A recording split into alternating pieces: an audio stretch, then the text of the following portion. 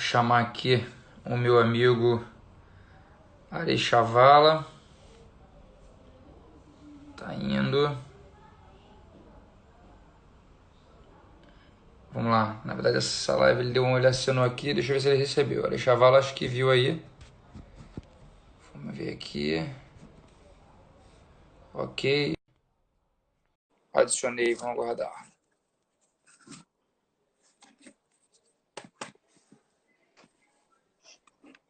Meu amigo, E aí, tudo bem?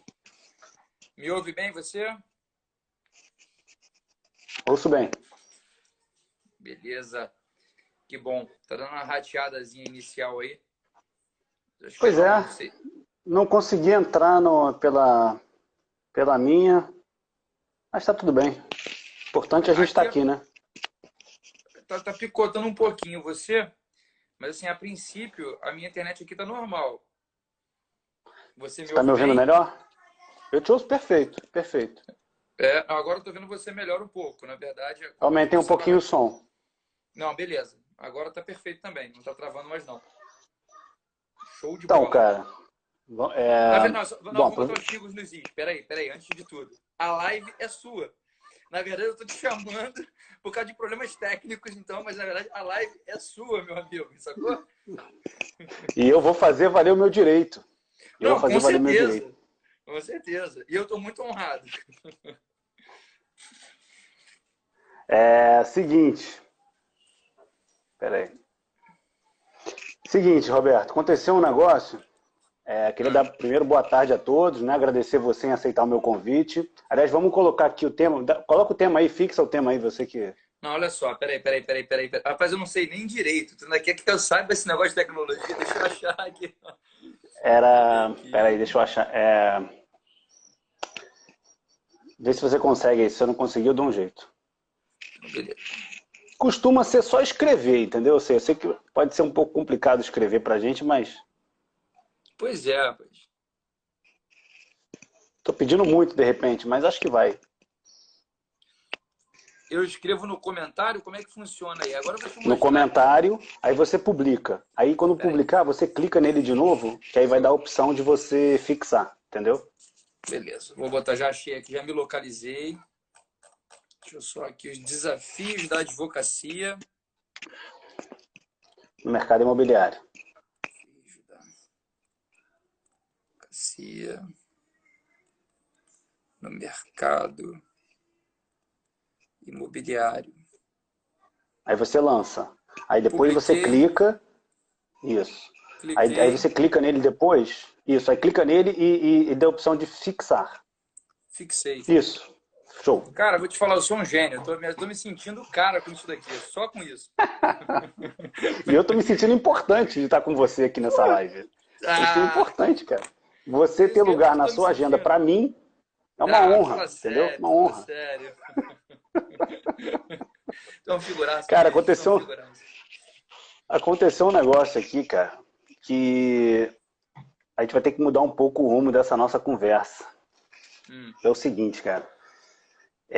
Eu vou precisar contratar, se é um problema no escritório, vou precisar contratar um advogado, entendeu? E aí, aproveitar que a gente está nessa live, eu queria fazer uma entrevista com você, para ver se você tem capacidade ou não de entrar no escritório, entendeu? Ou se o escritório tem Rapaz. capacidade de absorver você. Eu vou na primeira Podemos? opção, cara. Acho que não tenho capacidade para o seu escritório, não. Acho que eu vou na primeira, sacou? Você vai brilhar lá dentro, né? Que você sabe que você já está brilhando, então assim, vamos Vou te falar tentar. uma parada. Eu nunca fiz entrevista de emprego na minha vida, sabia? Ué, Isso tá é, bom, vamos fazer vai um. ser a primeira vez que eu vou fazer agora, cara. Tô de boa, vamos nessa. Vamos ver se, ó, a Carol já botou, vai fazer o psicotécnico? Ah, eu perco, com certeza. Então vamos lá. Vamos Então, lá. Roberto, eu queria que você dissesse, primeiro, boa tarde, né? Ao Roberto Bigler, nosso entrevistado aí, para ver se consegue ou não entrar no escritório. Queria saber como que você começou na advocacia, quais eram as suas dificuldades no início. Cara, legal, vamos lá. Não, não posso falar legal, né? Doutor Arechaval, Luiz Arechaval, nós temos que chegar assim, né?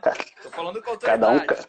cada um cava seu próprio buraco. Aí se você começar a falar assim, Então, meu amigo, comecei na advocacia, na advocacia não, comecei na faculdade em 1995. Fiz o exame da ordem no finalzinho do ano de 2000, se eu não me engano, né? E trabalhava como estagiário numa administradora de condomínios. Na época era só de locações. Comecei como estagiário, quando me formei e prestei o exame de ordem, me tornei advogado dessa administradora. Depois de um período, eu me tornei gerente dessa administradora.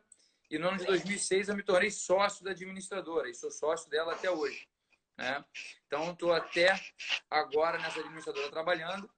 E o meu desafio na advocacia foi que, paralelamente a isso, eu advogava também para a administradora. E no ano de 2011, eu resolvi montar uma sociedade de advogados, né? Que é Alves e Bigler Advogados Associados, da qual eu estou aqui hoje como advogado dessa sociedade e que está atuando no mercado até hoje da Baixada Fluminense, principalmente. Então, hoje eu sou sócio titular dessa sociedade de advogados. O amigo me disse, eu estou procurando uma nova oportunidade em outros escritórios. Tá, quebrou aqui a resposta, mas eu vou considerar, tudo bem, vou dar o ok para a situação. Você me ouve? Bom, e quais eram os seus principais medos no início da advocacia? Excelente, cara. Meu primeiro medo principal, audiência. Eu morria de... Não começa a puxar saco, não começa a puxar saco do entrevistador, não, hein? Não começa a puxar saco, não. Meu amigo, eu tinha medo de audiência. Eu tinha muito medo de audiência, curiosamente. Parecia um monstro aquilo, né? Aquela figura do juiz, aquela coisa toda. Então, eu tinha muito medo de audiência. E eu tinha medo, às vezes, de colocar para o meu cliente, efetivamente, o meu raciocínio e o meu pensamento jurídico sobre aquilo que me era apresentado. Então, isso para mim era um grande desafio. O cliente era um monstro, o juiz era um monstro. O ex-adverso, entre aspas, que hoje eu não considero adversário, eles eram monstros. Então, isso para mim foi o principal desafio. E a época, né, quando eu me formei, em 2000, né, naquela época, a gente não tinha tanta informação como hoje. Então, a gente, para poder se atualizar, a gente trabalhava com manuais, muitas das vezes, que eram atrasados. Então, nossa atualização era com ferramentas velhas, né, que não retratavam efetivamente o que é uma advocacia como hoje a gente tem esse ferramental. Cara, é engraçado você falar isso, porque eu vou te falar o meu, quando eu comecei. O meu medo era ser incompetente, cara. Não estou dizendo que eu seja competente hoje, mas o meu medo era não saber resolver as causas, entendeu? Assim, eu não consegui, cara, assim, por falta de conhecimento. Então, assim, eu ficava ansioso por conhecer tudo, por saber de tudo. E eu queria testar esse conhecimento o tempo todo, em qualquer situação, sabe? Para quem não sabe, a gente foi colega de pós-graduação há 10 anos atrás, né? A gente era muito amigo já naquela época, né? Sim, sim. E você se lembra como eu era, como eu contestava tudo, eu batia de frente com os professores, sempre fui assim, cara. E hoje eu percebo que isso era uma insegurança minha, porque eu queria testar o meu conhecimento, entendeu? Eu queria testar o meu conhecimento, eu queria, sei lá, e até hoje eu sou assim. Ser muito sincero, até hoje eu sou assim. Para Chavalo, uma coisa, aqui a gente está falando de desafio para a advocacia, principalmente para a jovem advocacia, talvez a gente possa estar falando dessa maneira. Você é um cara, assim, a gente tem intimidade e liberdade para falar, porque a gente conviveu na mesma cadeira, na mesma escola juntos, né? Cara, esse perfil que você tem, um perfil de contestador, um perfil poxa, de duvidar das situações, não duvidar no bom sentido, não pejorativamente falando, isso falta muito à advocacia. Eu percebo que é questionar, mas por que isso? E você é um cara que sempre pesquisou muito, você é um pesquisador, eu sei disso, né? Então eu tenho autoridade nesse momento para falar de você. E esse seu perfil é um perfil que eu vejo que falta hoje na advocacia. Então, o que você vê como uma insegurança à época, eu vejo como uma virtude muito grande, porque o advogado ele tem que ser inquieto, ele tem que realmente questionar. Obviamente que quando a gente tem, às vezes, mais insegurança, a gente questiona um pouquinho mais, naturalmente. Mas esse teu perfil, que até hoje ele é provocativo, eu sei que ele é, isso falta à advocacia, principalmente a jovem advocacia. Assim, a diferença é que eu acho assim, eu tinha uma insegurança, né? Hoje a contestação ela vai muito assim, talvez de fora ninguém perceba a diferença, mas internamente Sim. Eu percebo que antes eu tinha uma insegurança, que eu precisava testar as minhas teses, né? Testar o que eu ouvia, e hoje o que eu percebo é que é mais uma questão de formar opinião, formar conhecimento e tudo isso, entendeu? Sim. Tem um pouco Sim. essa diferença, mas o perfil contestador ele continua, é verdade. E continuando a nossa entrevista, né, doutor Roberto? E é legal o que você falou do medo, porque todo mundo tem medo, né? Todo mundo tem medo. Então, assim, o medo que você coloca do juiz, da audiência, do adversário, eu tinha um pouco isso também. Acho que todo mundo tem, né? Eu tinha um pouco também. Mas o meu maior medo, realmente, o que mais me chama atenção era essa questão da incompetência.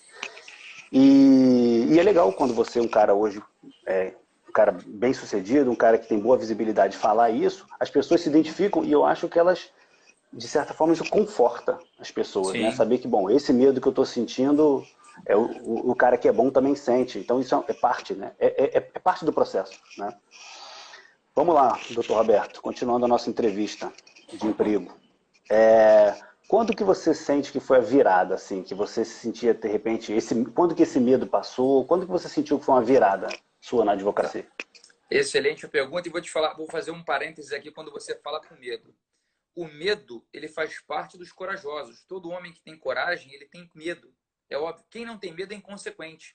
Entendeu? Então, o O medo medo faz protege, parte do né? corajoso. Com certeza. Ele é o limitador. Né? Vamos lá.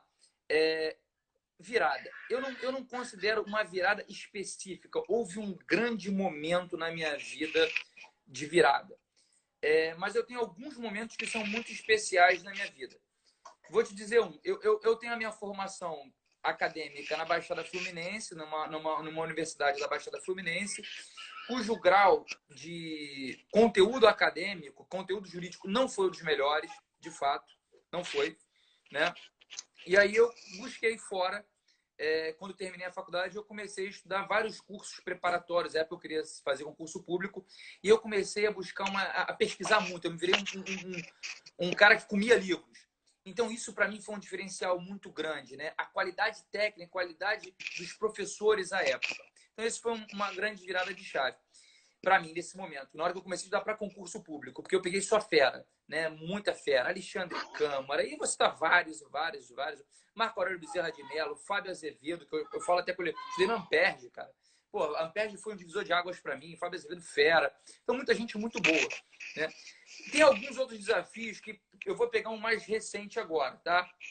Que é o seguinte, cara, eu comecei a me associar a várias instituições que respiram a área jurídica.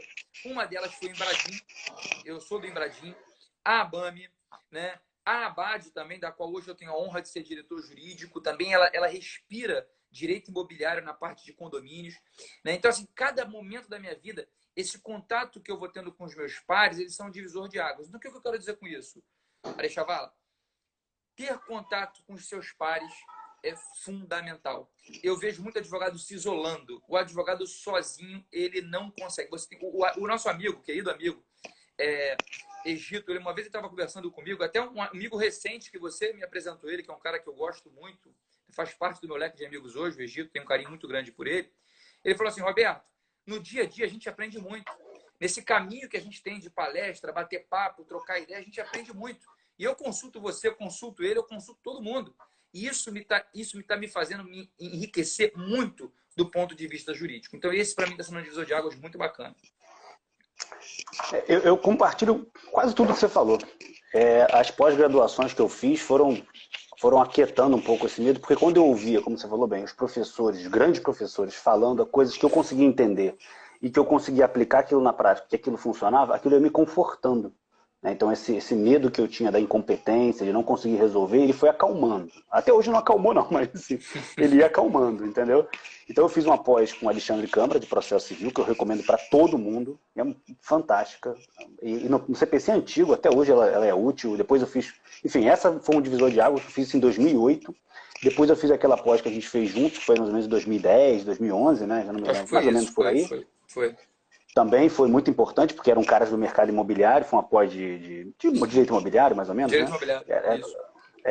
Os professores eram todos também grandes nomes do mercado imobiliário e eu conseguia entender. Então, quando eu conseguia entender, aquilo me confortava. E depois, alguns pontos foram algumas decisões que eu tomei quando foi começar a fazer evento sozinho, né? Que comecei a resolver meter a cara e começar a fazer os eventos. Foi um grande divisor, porque abriu muita publicidade para mim. Eu obriguei eu e minha equipe a estudar muito, né? Para não fazer feio lá na frente, né? Depois, um outro divisor foi a ABAME, quando eu fui convidado para ser diretor jurídico, ali eu tive uma visibilidade muito grande. Até você foi na minha posse, a gente se encontrou no dia, uma coisa assim, Não, né? eu Você acho que encontrou eu até fui no na dia sua da posse. posse. Eu fui na sua posse, se eu não me engano. Eu te encontrei depois, acho que lá É, é o Enil. Enil não, qual é o nome do evento de lá? É Enai. Enai. É. Algum evento a gente se encontrou, né? Sim, Depois, sim, sim. foi mais ou menos ali, foi mais um degrau grande, porque ali eu tive muita visibilidade. E nesse meio tempo todo, eu tive como suporte, até financeiro, alguns clientes que em momentos cruciais chegavam, cara, com causas grandes, com muitas causas, e conseguiam segurar a onda do escritório, cara, muito tempo, assim, porque você sabe que o começo é muito difícil, né? Então, Muito. assim, às vezes você não tem receita sequer, né?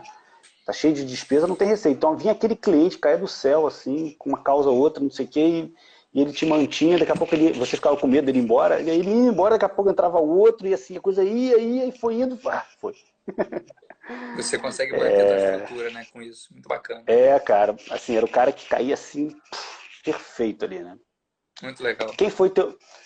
Vamos lá, doutor Roberto, podemos continuar Devemos, nossa entrevista? com Quem certeza. foi teu maior... Vai ter. Fiquem aí, o pessoal que tá aí, fiquem aí, porque vai ter prova oral, hein? Vai ter prova oral. Caramba, aí é Igual eu pesado. faço lá no, igual eu faço lá no escritório. Vai ter prova oral, se prepara. Vamos lá. Quem foi teu maior incentivador? Tem um cara que é nosso amigo em comum, cara. Luiz Fernando Marim, cara. Pô, o Marim me liga, fala, meu irmão, faz isso, faz aquilo. O Marim tem umas ideias incríveis, cara. É um amigo querido demais, entendeu? E é um cara que me incentiva o tempo todo, cara. É um cara que fala assim, ele te faz acreditar em você mesmo, sacou? Uhum. Ele é um cara que me incentiva muito. O outro cara também que me incentiva muito, Marcelo Borges, que é um grande amigo também. É outro que, meu irmão, vai, confia em você, sabe? Me apoia em tudo. Então, assim, são dois caras, né, que são muito incentivadores. Tem uma terceira pessoa que talvez não seja conhecida da gente, que é minha sócia, que é a Judite Alves, né, que me deu a sociedade na Joá. Então, essa também é uma que, meu amigo, ela compra tudo que é ideia. Cara, ela, vamos embora. E isso Cara, assim, eu tô sendo talvez até injusto em não falar de tantas pessoas. Você é um cara, pô, você é um cara que falou, Roberto, vambora, vem comigo.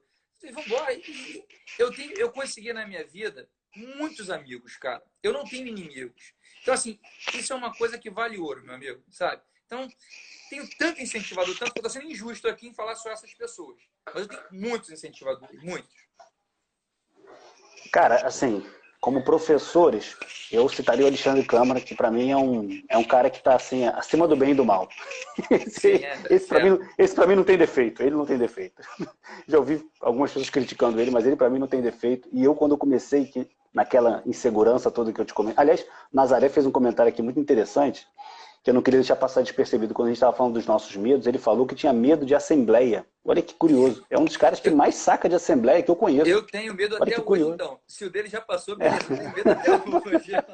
É, pois é, cara. Ele falou que tinha medo de assembleia. Eu acredito. E assim, Sim, é um dos caras que hoje eu conheço que mais sabe de assembleia, né? Muito curioso isso. Mas é assim mesmo. Às vezes esse medo era o que motivava ele a aprender, verdade, e o cara foi verdade, aprendendo. verdade, verdade. Mas olha, então assim, o Alexandre Câmara é um. Tive professores que ele não foi um incentivador, ele foi um cara que me inspirava, né, a estudar e tudo isso. Marinho também, como você falou, Marcelo Borges, outros professores, Marcelo Borges. mas mas eu acho que o maior incentivador mesmo que eu tive foi meu pai, sabia? Já falecido. Ele teve um momento que eu era aluno ainda, eu nunca pensei em advogar, sendo muito sincero. Achei que fosse só trabalhar e que o direito fosse me auxiliar no trabalho. E teve uma época que eu queria abandonar o direito. E meu pai, brigou comigo sério, cara. Eu nunca tinha brigado, dizendo que não poderia abandonar de jeito nenhum a advocacia, que aquilo ali era... Ele via em mim jeito e tal. Não sei de onde ele tirou aquilo, que nem eu via. E no início, quando já formado, que eu ainda não advogava, ou muito pouca coisa, por causa de amigo e tal, ele me dava bronca, cara. Olha só, ele me dava bronca dizendo assim, você não assume a profissão que você tem. Você não tem coragem de dizer para todo mundo que você é advogado. E realmente eu não tinha, era uma coisa muito inconsciente, né? E eu não tinha porque eu tinha medo. Tinha medo desse fracasso que eu falei, né? Uhum. Tinha medo da incompetência, tinha medo de não saber resolver as causas. É muita responsabilidade, você sabe disso, né? Sim, sim, com E ele certeza. sempre dizia isso pra mim, cara. E eu hoje digo isso pro pessoal da equipe. Quando eu vejo que eles estão inseguros e tal, eu falo isso. Você tá com medo. Você não tá assumindo o que você é. né? Porque quando a gente assume, a gente muda a postura, né? A gente muda a forma de falar, muda tudo, né?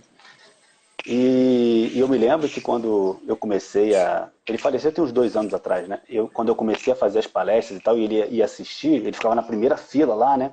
E às vezes, eu sempre brinquei muito nas palestras. Hoje em dia eu brinco menos, pra você ver como eu fazia antes, né? Eu me achava comediante, né? Aí, cara, Pô, no tu é intervalo, um cara... figuraça. Aí no intervalo, olha só, no intervalo, quando você ia lá no coffee break para fazer a interação com o pessoal, cara, ele me chamava no canto, já coroa, velhão, cara, ele morreu com 80 e poucos anos, ele puxava pelo braço, assim, me chamava no canto assim, para de brincar, eu tava dando na minha cara, assim, para de brincar, isso aqui não é brincadeira, isso aqui é teu trabalho. Nossa, Sério, cara. cara, eu juro, cara, assim, Isso é fazia muito passar vergonha na maneiro. frente de todo mundo, cara. Aí ele falou assim, para de brincar, isso aqui não é brincadeira, não sei o quê. Aí ele falou assim, para de falar. Ele falou uma coisa que eu aprendi que eu não esqueço mais, cara. A hora a gente tá brincando da nossa vida e tal. Ele falou assim, não conta da sua vida. Ninguém quer saber da sua vida. Você, cara, ele era duro, cara. Ele era espanhol, grosso pra cacete. Ele falou assim, ninguém quer saber da sua vida. Ninguém quer saber. Ninguém veio aqui pra saber da sua vida. Se concentra no conteúdo e tal. Cara, tá bom, pai, tá? Chega, sai É daqui. sabedoria, né, cara? Eles se enxergam de uma forma. E você falou, às vezes ele não passa daquela melhor forma, ele vai naquela forma mais truculenta, mas ele tá passando uma sabedoria incrível. Então é verdade que você traz isso até hoje, cara. É incrível. É, E a gente tem que ouvir essa foda. turma. E o que ele falou, o que ele falou, E ele e não era eu sei. advogado, hein, Roberto? Ele não era Sim. advogado. Não, né? Mas eu lembro que você conversa, a gente conversou muito com seu pai quando ele era vivo, a época na pós-graduação, você falava que ele era um É, cara empreendedor, corria atrás e tal, né? Eu é. lembro muito, a gente conversou muito.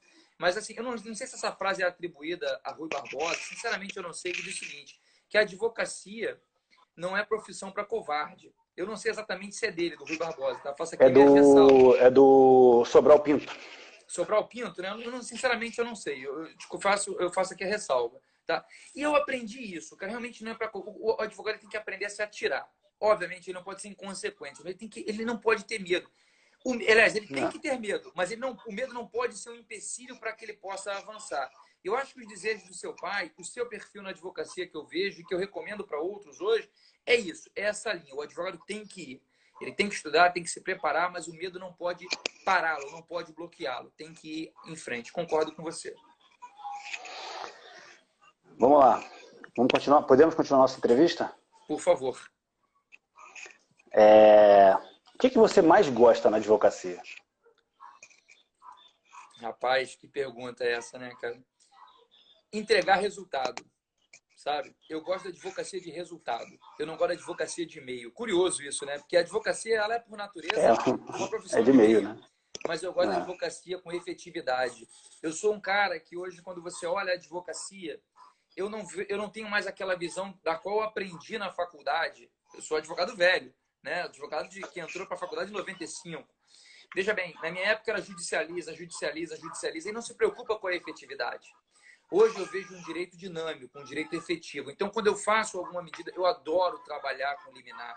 Eu adoro trabalhar em segunda instância. Eu adoro quando eu tenho um caso complexo que eu acho que não vou conseguir. Eu já busco uma satisfação, uma tutela não satisfativa, mas uma tutela de urgência, uma tutela de evidência. Porque, cara, isso me dá uma satisfação muito grande. Quando eu consigo um MS, coisa que eu consigo realizar, fazer a justiça acontecer, essa satisfatividade para mim, essa satisfatividade do direito e que a gente entrega para o cliente como resultado, eu acho isso incrível. Eu acho que o advogado ele se incorpora nesse momento. Eu me incorporo advogado, né? O problema me é Você trazido, me é assume, né? Como meu pai apresentado. falava, você assume. Exatamente, cara. Eu cresço, sabe? Aquilo eu cresço. Eu não sei te explicar, cara. Eu começo a morfar, né? Aquela dos desenhos. Eu começo a crescer. Isso para mim é doido. Cara, quando eu vou despachar, eu lembro até hoje. Isso eu vou contar um caos aqui, se você me permite na entrevista, né? Vai lá, vai lá. Cara, olha, isso deve ter uns 10 anos, cara. 10 ou 12 anos. Era um direito muito ruim do cara, meu amigo. Era um direito muito ruim. Aí o cara era o seguinte, era uma execução hipotecária, que no final já estava saindo lá um mandado de emissão na posse, uma coisa mas o cara tinha um filho excepcional. Cara, não tinha direito naquela época pro cara. Eu peguei aquela parada, não tinha metade do conhecimento que eu tenho hoje, que não é muito, tá? Mas eu não tinha metade. Eu falei, cara, vou despachar com o juiz, pedir para ele reconsiderar, porque tinha uma pessoa excepcional. E a situação da família era periclitante mesmo. Despachei com o juiz, lembro até hoje do nome dela, posso falar, doutora Clara Jaguaribe. Ela foi muito cortês comigo, muito legal, mas ela falou, olha, não posso, meu filho, não tem jeito. Eu preparei uma petição inicial do mandado de segurança, porque não cabia mais recurso, cara. Mandado de segurança, fundamentei, aleguei inconstitucionalidade, não recepção dos artigos da lei que trata da execução hipotecária, blá, blá, blá, blá, blá, blá. Fundamentei, tratei de posse, fui despachar. Desembargador, se eu não me engano, Ronald Valadares, na época da 17ª Câmara Civil. Olha como o caso é Inesquecível, né? inesquecível. Aí trouxe aquele mandado de segurança, foi um amigo, que é meu compadre, meu irmão, meu amigo advogado, amigo de faculdade, que trago para a vida. Marcelo, um outro grande incentivador. Olha que injustiça, não poderia ter deixado de falar desse cara. Fomos despachar, ele me recebeu, o Ronald Valadares. Meu amigo, a minha perna tremia. Tremia. Era processo físico, cara. Aquele calhamaço de papel. Pegou, botou na mesa. Aí a secretária falou assim, olha, ele vai te atender, hein, doutor? Não faça feio. Falou isso ainda? Falou. A minha perna tremia mais que vara verde. Sabe como é que é? Uma parada... Eu comecei a falar. Quando ele queria perguntar, eu não deixava, eu falava. Mas eu falava com tanta convicção que eu não lembro mais do que eu estava falando. A minha boca falava mais rápido que o meu cérebro poderia processar as informações. No final, ele sentou, ele recostou na cadeira e falou, meu filho, deixa eu raciocinar. Já entendi. Saiu. Uma hora depois, aí ele falou assim, ó, vai estar lá na serventia, né? A decisão vai para lá, positiva ou negativa. Meu filho, tá bom. Saímos, eu e esse meu amigo e tal. Quando eu saí, tava lá a decisão, cara. Uma liminar e mandado de segurança suspendendo a emissão. Suspendendo a emissão? Suspendendo a emissão. O cliente não me pagou até hoje, tá? Ele pagou a primeira parcela, não me pagou mais. Mas cara, valeu para a história. A história vale mais do que isso. Valeu muito. Aquilo foi uma vitória para mim, Alexandre, que eu não esqueço nunca. Eu consegui um mandado de segurança com o desembargador. Cara, a competência se tornou originária do MS. Meu amigo, dali por diante, meu amigo, eu falei, cara, eu nasci para ser advogado. Eu entendi que eu nasci para ser advogado. E olha, já tinha uns 2, 3 anos de formado. Eu nasci para ser advogado a partir dali. Ou seja, eu sou muito manso. Mas na hora de defender uma coisa que eu preciso, que eu acredito que ali teria uma efetividade, cara, eu cresci loucamente. Foi muito bacana isso. Foi uma experiência incrível essa na minha vida. Tá quase me convencendo a te contratar, mas ainda não me convenceu, não. Foi mais do que a pergunta. Agora foi uma grande propaganda, entendeu? Faz parte. Cara, você me falando isso, eu me lembro de uma questão que aconteceu. Eu não me lembro se eu era formado. Eu acho que eu não era formado. Ainda estava... Eu não estagiei, não fiz nada assim. Não achei que fosse fazer, mas era a causa dos meus pais. Acho que uma coisa assim. Eu me meti na causa por algum motivo, provavelmente era dos meus pais. E um caso muito parecido. Era um leilão que não saía, assim, que era uma casa geminada em Nova Iguaçu. Eram casas geminadas em Nova Iguaçu. E assim, cara, tentou um leilão, 2 e nada. Já estava quase desistindo, né? E aí, acho que foi até meu pai, falou, cara, vai lá e se vira, resolve, cara. Tem que resolver isso. Como é que funciona um negócio desse? E aí comecei a ler. Ler. Aí fui ver a avaliação. Já tinha feito 2 avaliações das casas. E o oficial de justiça avaliador, como era um imóvel diferente do que ele estava acostumado, ele está acostumado com apartamento e tal, no final ele botou assim da avaliação, caso não esteja satisfeito com a avaliação, favor nomear perito especializado. E aquilo foi passando, cara. Foi passando, ninguém viu. Eu olhei, falei, porra, aqui tem um erro. O leilão só não está tendo arrematante porque o valor está muito alto. Se ele mesmo está dizendo que não sabe, a gente tem que fazer uma nova avaliação, cara. Tem que voltar atrás. E assim foi feito. Fui despachar com a juíza. Fui acompanhado do advogado e eu fui despachar junto e eu falei. E realmente aconteceu mais ou menos o que você está falando, cara. Assim, você se incorpora, né, cara? Assim, naquele momento eu vi a justiça sendo feita, assim, coisa que na minha frente, ali, né, foi acontecendo ali, né? A juíza olhou, leu. Antigamente, você vai lembrar, era petição de papel e tinha um espaço entre o endereçamento e o início para o juiz despachar. Para o juiz Ninguém despachar, sabe, pouca exatamente. gente nova não sabe disso, né? Mas era pra, parece velho a gente falando, mas assim, não sabe disso. E era aquele espaço para o juiz despachar mesmo. E eu fui com a petição, ela leu e falou assim, você tem razão. Quem é o maluco da história? Ela falou assim, é o juiz, se brincando com ela mesmo, é o juiz, é o avaliador, não sei o que, dá licença. Puxou a petição da minha mão e deu. Defiro nova avaliação, e dessa nova avaliação saiu, arrematou e tal, e a coisa foi. Saiu o negócio. Né? Exatamente isso. A coisa vai acontecendo na sua frente ali, você vai, caramba, e ali você fala, putz, dá para fazer, né? É possível ser feito. Então, dá trabalho, mas é possível, né? Você entregar o que a gente chama de bem da vida, né, cara? Você entregar o bem da vida da pessoa. E assim, a gente às vezes, e isso aí, cara, vou pegar um gancho aí na entrevista de emprego do meu querido doutor Alexandre Vala. Eu acho que falta muito ainda na advocacia. É isso. Cara, é entender o que você entrega. Qual é o papel do advogado? Cara, cada dia que passa, Chaval, que eu vivo como advogado, eu vejo a importância que o advogado tem na sociedade. É incrível. Sem o advogado, eu não entendi aquela frase, sem advogado não há justiça, sem justiça não há democracia, aquele jargão, que aquilo virou coloquial. Mas hoje, alguns anos depois, eu entendo que realmente um bom advogado, um advogado preparado, ele faz uma diferença absurda. Ele entrega o bem da vida às pessoas. É isso. É verdade. Não, é verdade. E eu passei a entender a importância dos professores, quando eu me lembro que as lições que eu recebia na aula, eu aplicava diretamente nos casos. Então eu fiquei pensando, caramba, como é importante um professor bom, né, cara? Assim, ele não está passando o conhecimento para você, ele está passando para a sociedade. Ele deságua em você, ele joga em você e você deságua na sociedade aquele conhecimento, né, cara? Como isso é importante, né? Isso também foi uma coisa que me chamou muita atenção. Agora eu vou te falar de professor, então. Eu vou te falar um trauma aqui, isso é muito legal para que as pessoas... Porque nem sempre a gente encontra professores bons. A gente encontra professores ruins também. Na época de faculdade, eu tinha um professor, que eu não vou citar o nome dele porque ele era ruim, só cito dos bons. Ele era de direito constitucional. E a gente fazia uma pergunta, levantava a mão, o que é isso? Ele falava assim, hahaha, até as pedrinhas da rua sabem disso. Sei lá, vou perguntar a divisão dos poderes. O cara falava. E aí eu achava que eu nunca ia aprender direito constitucional na minha vida, que a minha grande paixão chama-se direito constitucional, né? Eu achei que eu nunca ia aprender, até que eu fui fazer um curso no Glioche e conheci um promotor de justiça chamado Orlando Belém. Não esqueço desse cara, um gênio no direito constitucional, um dos melhores que eu já vi até hoje. Ele e Guilherme Pena são os melhores gênios, são os maiores de direito constitucional que eu já vi até hoje. Meu amigo, simplesmente, a partir dali, eu falei, eu amo direito constitucional. E a qualquer pergunta trouxa que eu fazia, porque era simples, o cara me dava um valor à pergunta incrível. Mudou a minha ótica do que é o direito constitucional. Me tornei uma pessoa apaixonada pelo direito constitucional por causa dos professores. Só pegando e o quanto isso não incrementou no seu conhecimento e facilitou e desagou os casos, né? Isso é muito importante, cara. Eu também não tinha essa noção. Até por isso, hoje, quando eu dou aula, eu dou o maior valor, cara. Me esforço pra caramba pra passar um conhecimento, pra aula, palestra, enfim, o que for. Sim. Me esforço muito, cara, porque assim, eu vejo a diferença que isso faz, né? Sim, não tenho dúvida. E o que você não gosta na advocacia? Cara, vou te falar a verdade, vou ser honesto. Eu não gosto do que a gente chama de papo de comadre. Que é o cliente que chega na minha frente e fica, porque eu disse, porque ele falou, porque ele disse, porque ele falou assim, vamos ser objetivo, porque tempo é dinheiro. Eu não falo para essa pessoa mais plano.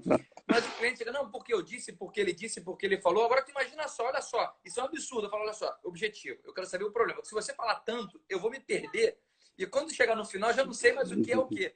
Tem como focar, então isso eu não gosto. Eu até brinco com os meus clientes, eu falo assim, vamos sentar. Hoje, e vou te falar a verdade, eu tenho hora para atender, eu tenho time, eu tenho tudo, sabe? Então, assim, o cara que chega para mim, ele tem uma hora para ser atendido, eu falo, olha, já aviso. Eu vou te atender se eu não me engano, eu atendo por 40 minutos, né? A minha secretária lá que sabe. Ela agenda, ela já avisa pro cliente, olha, ele vai te atender em 40 minutos. Seja objetiva. Aí a pessoa vem com a objetividade, pá. Já quando senta, eu refaço. Olha, tem que ser objetivo, tranquilo? Porque senão, isso eu não gosto na advocacia, porque não me ajuda a ajudar a pessoa. Eu já falo, você quer ser ajudado? Me ajuda a te ajudar, porque senão eu não consigo. Eu também. Eu tenho que ter cuidado, porque eu tenho uma tendência a ser impaciente também. Quando falta objetividade, às vezes eu dou uns cortes, assim, tem que ter um certo cuidado também. Mas uma coisa também que eu não gosto é que a gente depende muito do serviço público, né? Isso é uma coisa que eu não gosto.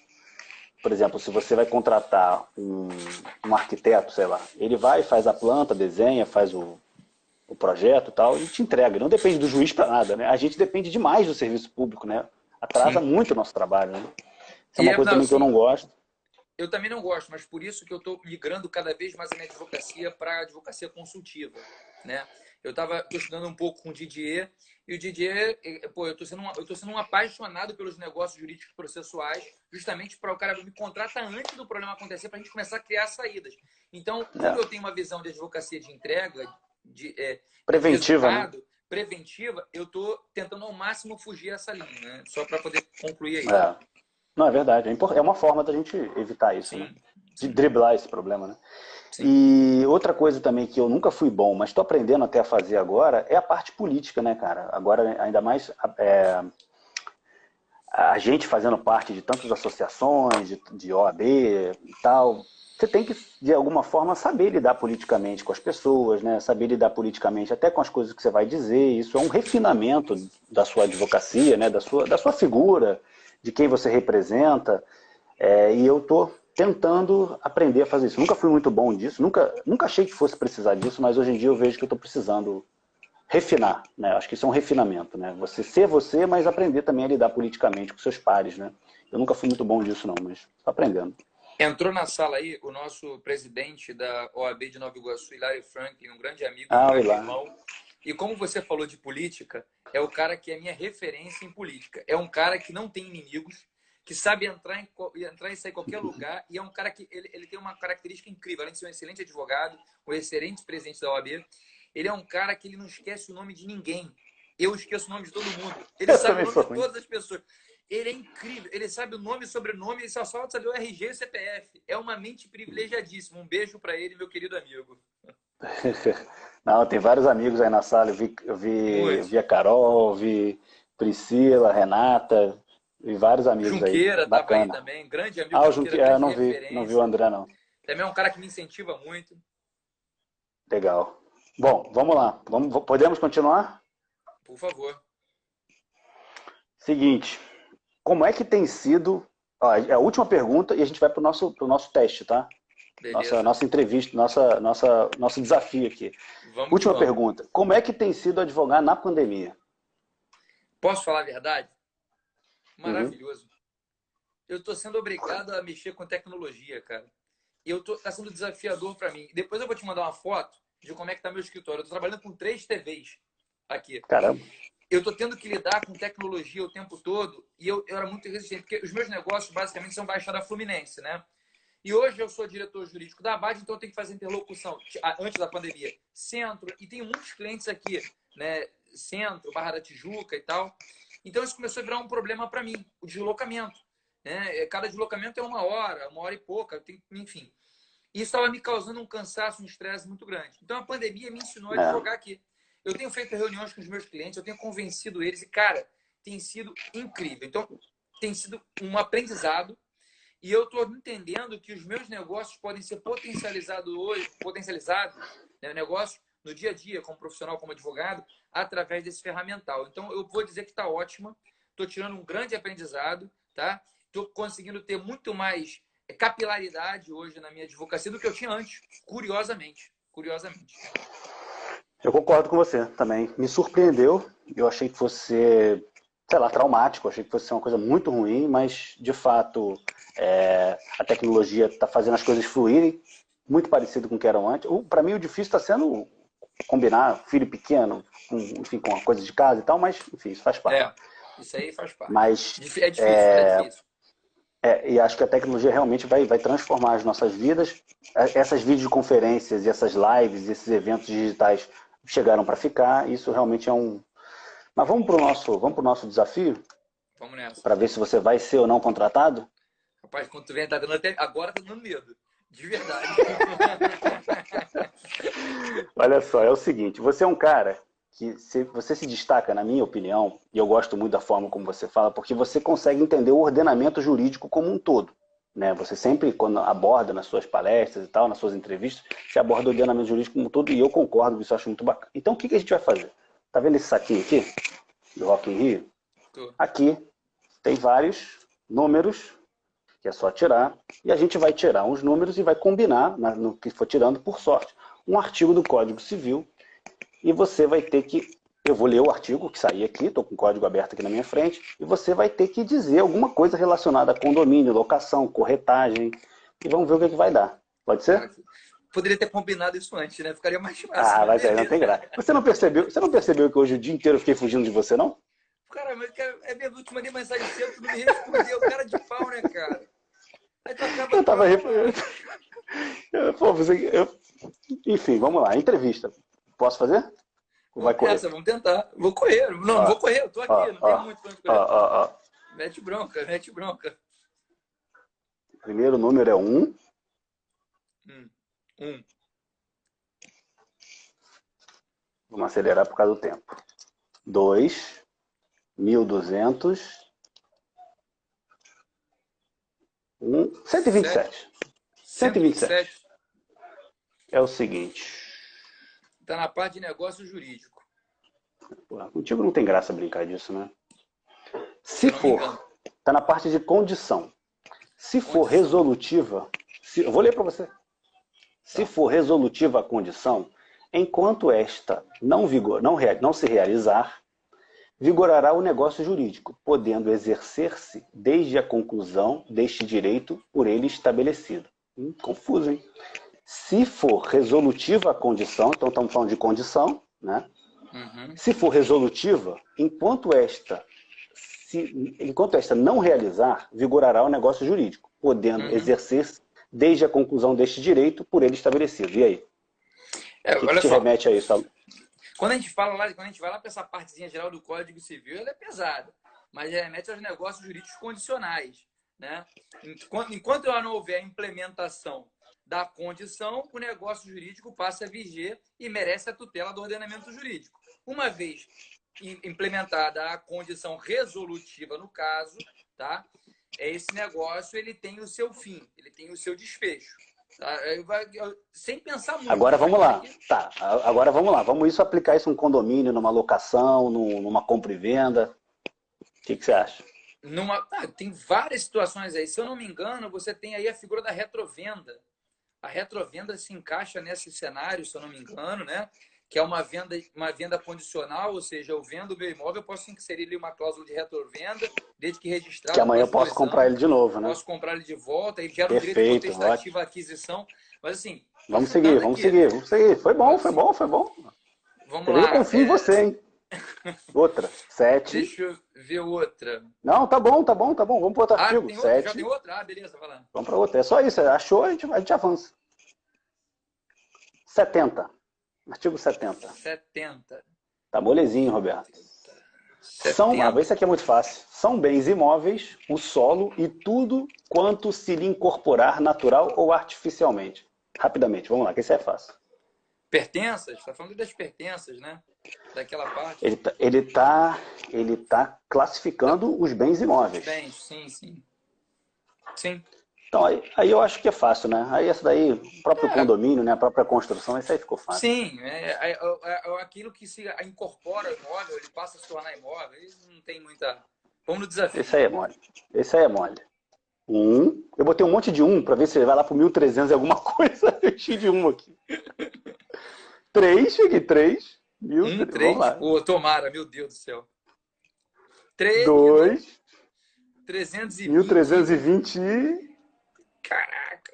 4. 1324. 1324. Lê o artigo aí, vamos tentar. Vou ler. Não lembro de cabeça. Não, aí também é demais, né? Aí tu vai, se você lembrar de cabeça, você vai levar o meu escritório. Você não vai... Aqui, ó. Da administração do condomínio. O condômino que administrar sem oposição dos outros presume-se representante comum. Pô, essa aí é boa, hein? Mas é no condomínio voluntário, né? Na verdade, não no condomínio. Mas condomínio voluntário se aplica ao edilício. Sim, se aplica, sim. Aqueles irmãos que recebem uma herança, né? Sim. Por exemplo, quem é que representa ele numa assembleia, né? Aí você está dizendo, o condômino que administrar. Né? Exatamente. Aí você tem várias situações desse, quando você fala do condomínio voluntário, desse que se coloca como administrador, ele se torna o representante daquele condomínio, daquela massa de proprietários, né? Falando aí, repetindo aqui, do condomínio voluntário. Que, inclusive, a gente pode aplicar subsidiariamente, era uma discussão que estava tendo agora, e com o término do mandato dos síndicos, no condomínio edilício. Eu aplico esse artigo, que esse é o caso, é uma discussão que estava se tendo nesse momento, entendeu? Eu sustento que poderia se utilizar, mas saíram algumas normas aí, né? Ou estão saindo minimamente, dando prorrogação ao mandato dos síndicos. Mas seria um artigo, seria um caminho utilizar esse artigo. Excelente. Nunca tinha pensado nisso. Está quase sendo contratado, mas vamos seguir. Vamos ver se você escorrega. Vamos nessa. 1 de novo. Tá cheio de 1 e 3. Vou fazer assim, 1, 3, 4, 8. Ponto, saiu, que aí fica fácil. 1, 7. Ih, foi ruim. 1, 7. Aí vai longe. Não, vamos parar. 175. 175, Para 175. facilitar a tua vida. Você não reclama. Negócio jurídico, hein? Da invalidade dos negócios jurídicos. A confirmação expressa ou execução voluntária do negócio anulável, nos termos do 172 a 174, importa a extinção de todas as ações ou exceções de que contra ele dispusesse o devedor. Isso aí, entendeu? Parece, essa aí, repete para A mim. Márcia está perguntando, isso é um teste para contratação? É uma entrevista de emprego que a gente está fazendo aqui.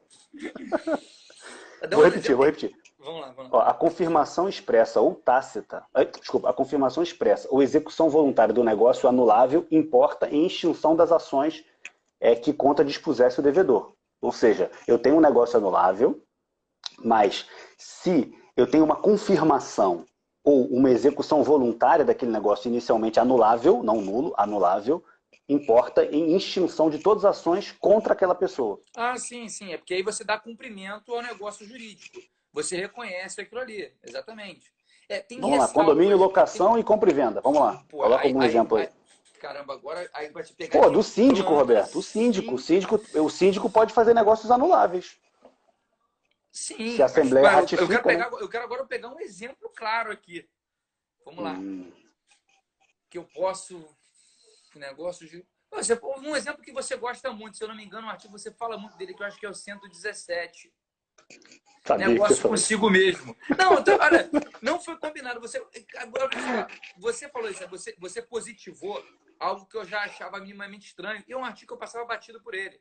E eu acho muito legal essa tua observação. Então, um síndico que tem uma empresa, uma contabilidade, uma terceirização de mão de obra, ele faz um contrato com essa PJ. Você tem vários caminhos aí para poder sair. Você pode sair pela boa-fé, né, e tal. Só que quando você vê, eu acho que é 117, não lembro agora de cabeça o artigo, ele fala expressamente isso. Veja, se o síndico faz essa contratação, né, tá funcionando ali. Ele, em tese, ele pode ser anulável. O ato, tá? Ele pode ser anulável. Mas se a Assembleia ratifica isso, naturalmente, não há problema algum. Então, acho que nesse caso, encaixa perfeitamente. Por exemplo, também o negócio feito na locação, um negócio celebrado por um menor.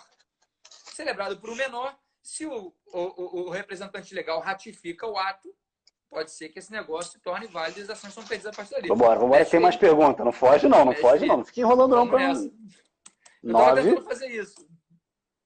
9, 1, cacete, 9, 1, 3. 913. Esse aí não faço ideia de onde ser. Se for da parte empresarial, não, né? Não, foi muito chato. A gente pode tentar. E título de crédito. Vamos lá. O endossatário de endosso em branco.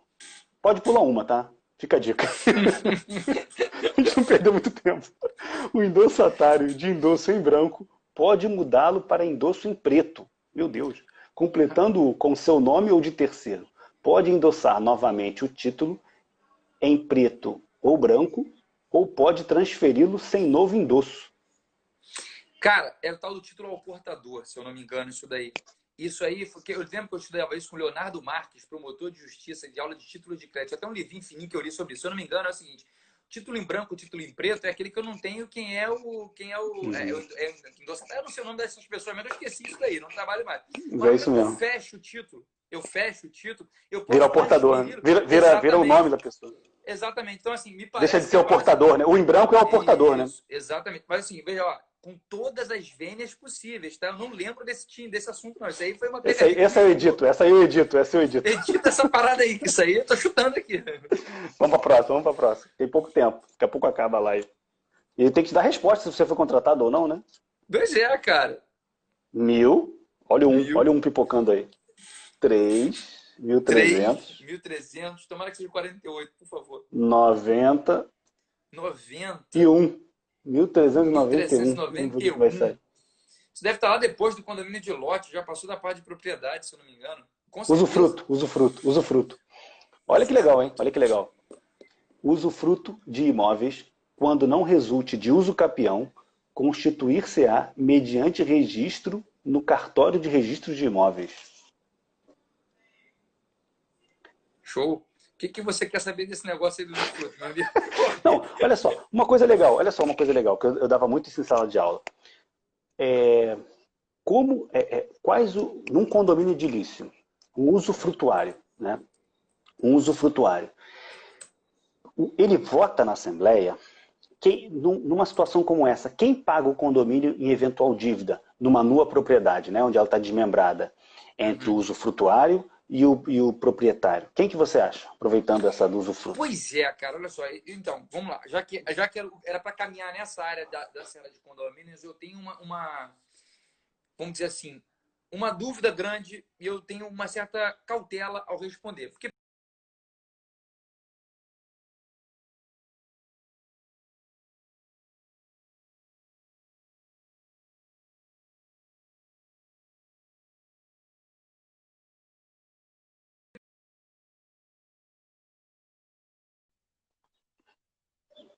Oi, então, de volta? voltou, vai lá. Então, Tá. ele diz que é titular da propriedade o condômino, o proprietário, ou o titular de direitos aquisitivos. Não lembro agora de cabeça do meu artigo.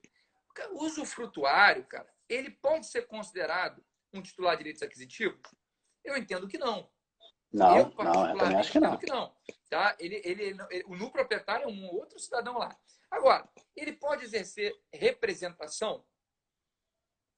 Não sei.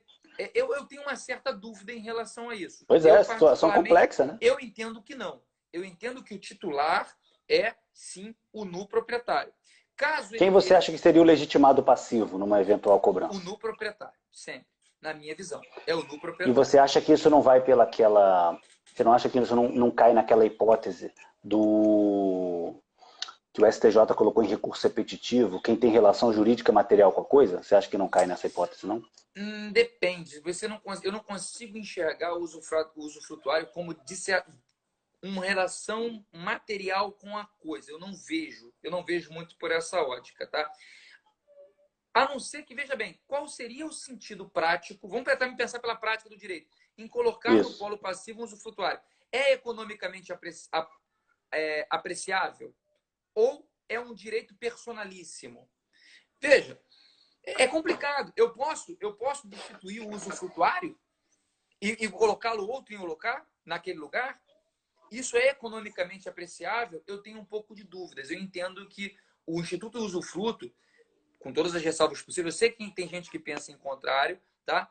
Ele é personalíssimo, tá? Então, eu tenho aqui uma certa ressalva nesse aspecto, tá? É difícil, não é uma resposta simples para se dar, não, mas a resposta é difícil também. Difícil, mas eu já diria. Mas eu acho também que seria o no proprietário, também acho. O no proprietário, não tenha dúvida. Ele não está lá não no usufrutuário. que o Código Civil diz, exatamente. Não enrola não. Vamos nessa, vamos tentar, tá bom. 1000, só tem um nesse negócio, enchi de um para 192. 192 do Código Civil. 192. Você se prescrição. Eu coloquei aqui o meu Código Civil aberto também na outra tela, sabe? Porque eu vou poder debater junto contigo, fica mais fácil. Eu tô te sentindo que você tá levando. Você levou o desafio a sério. Aqui, ó. Os prazos de prescrição, 192. Os prazos de prescrição não podem ser alterados por acordo das partes. Essa aí é molezinha, né? De pegar um caso. É fácil. Essa aí é molezinha. Essa aí não vale.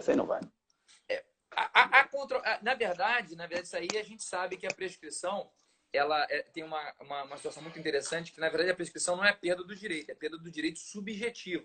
Né? Claro. É perda da pretensão. É a perda da pretensão. O direito subjetivo se mantém intacto e passa ali, se for adimplido, uma obrigação natural que ela pode ser adimplida e não gera repetição. Que é diferente da decadência, né? Exatamente. Inclusive aqui, na verdade, eu vou falar minhas leis desse dispositivo justamente para dar segurança jurídica. Porque se você pode interromper a todo momento, né, se você pode, por convenção, alterar um prazo prescricional, isso você afeta a segurança jurídica e quebra o ordenamento como um todo. A única observação seria o que a gente ia ver muito era acordo de condomínio dizendo que a prescrição era de 15 anos, de 10 anos e por aí vai, né? Exatamente. Vai dormir com esse barulhinho, hein? Tô ferrado, cara.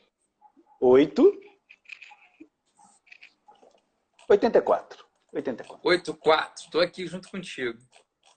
Bens móveis, os materiais... Olha que legal, essa aqui tá fácil. Os materiais destinados a alguma construção, enquanto não forem empregados, conservam sua qualidade de móveis. Readquirem essa qualidade os provenientes de demolição de algum prédio. Acho que só explicar todo mundo já entende, né? Explica isso aí, Não, professor. o artigo por si só, cara, ele fala muito. Então, por exemplo, se você tem um tijolo que ele chegou para você construir alguma coisa, é móvel. No momento que eu coloco ele na casa, a gente falou de um artigo aí antes que trata desse assunto, e justamente ele passa a ser imóvel, ele incorpora aquilo. Agora, se eu desmonto o imóvel e coloco ele, ele volta a ser móvel, né? Essa transmutação do caráter do bem é muito legal. É muito interessante. Isso tem repercussão na transferência de propriedade, que é de bem móvel e imóvel é diferente, Sim, né? total, Tem várias repercussões. O bem móvel, a tradição, o bem móvel, a transmissão de propriedade em regra vai é pela falando, tradição. vai falando. E a imóvel é pelo registro imobiliário, pelo menos por enquanto. 8. 18. 18. Sem autorização, direitos da personalidade. Sem autorização, não se pode usar o nome alheio em propaganda comercial. Direito personalíssimo, né? Não tem como. Isso aí é a básica do básico. Isso não tem como.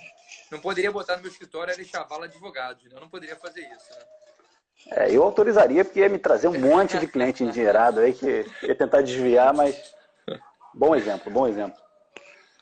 3, 2, 3. 323. 323. Isso aqui é do objeto do pagamento e sua prova. Sendo a quitação do capital sem reserva dos juros, estes presumem-se pagos. Aí também muito dívida de condomínio, de aluguel, caramba, né? Cara. Condomínio aplica pra caramba. Dá o exemplo aí pro pessoal. Dá aquela quitação do principal. Deixa eu pagar o principal e depois eu pago os juros. E tu não faz ressalva sobre isso. Acabou. Porque no momento que você faz a ressalva, você gera um outro negócio jurídico. Perfeito. 3,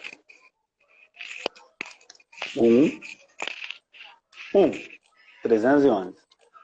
311. Daqueles a quem se deve pagar. Se o devedor pagar ao credor, apesar de intimado da penhora feita sobre o crédito ou da impugnação... Não, peraí. É 311? Calma aí. Desculpa, considera-se... Foi mal, eu estava fazendo 12. Foi mal. Tá ligado? Quer acabar comigo? Considera-se autorizado a receber o pagamento o portador da quitação, salvo se as circunstâncias contrariarem a presunção daí resultante. Legal isso aí. Sim, Quer falar? sim. Cara, um caso bem parecido com esse. Isso explica muita coisa. Por exemplo, o título de crédito. Aqui se explica. Por exemplo, eu tenho o título, eu tenho aqui o título físico, o cheque, a nota promissória, coisas que não usam mais tanto, né? Isso aqui se aplica. Por exemplo, se você determina num negócio jurídico, num contrato, por exemplo, a quem se deve pagar, paga aquele que está presumido a quitação, né? Salvo se as circunstâncias mudarem, eventualmente. Mas é isso aí, é bem básico. É um artigo que é autoexplicativo, então não tem muita elucubração em relação a isso.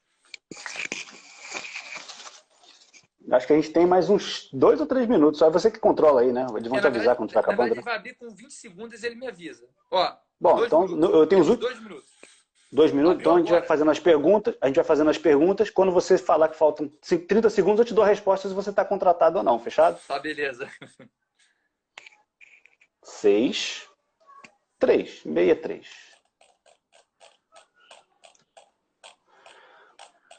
Das fundações. Não, 63, tem mais 631. 631, vamos lá. Do depósito. Opa, isso é legal, hein? Contrato de depósito eu gosto. Salvo disposição em contrário, a restituição da coisa deve dar-se no lugar em que tiver de ser guardada. As despesas de restituição correm por conta do depositante. E aí? Deixa eu achar. Agora eu tô procurando aqui. Agora, eu tô com um código junto aqui, ó. Ué, não achou não? 631? Não, agora achei. Salvo disposição em contrário, a restituição da coisa deve dar-se no lugar em quem tiver de ser guardada. As despesas de restituição... E eu vou te fazer uma provocação. Vou te fazer uma provocação, você que saca tudo de condomínio. Administração de condomínio tem natureza de depósito, o contrato de administração, ou não? Com a administradora? Sim, dos recursos, naturalmente. Existe ali. E volta e meia também das pastas, né? E tudo isso. Sim, documental. Estou falando de recurso pecuniário, documental, Também. documento de E aí demanda se aplica, pessoal, né? fiscal, totalmente, totalmente. Inclusive, no caso de eventual resolução de um contrato com o administrador, você pode usar esse ferramental para reaver, esse ferramental jurídico para reaver esses documentos ou valores. Ó, 17 segundos para terminar a nossa live.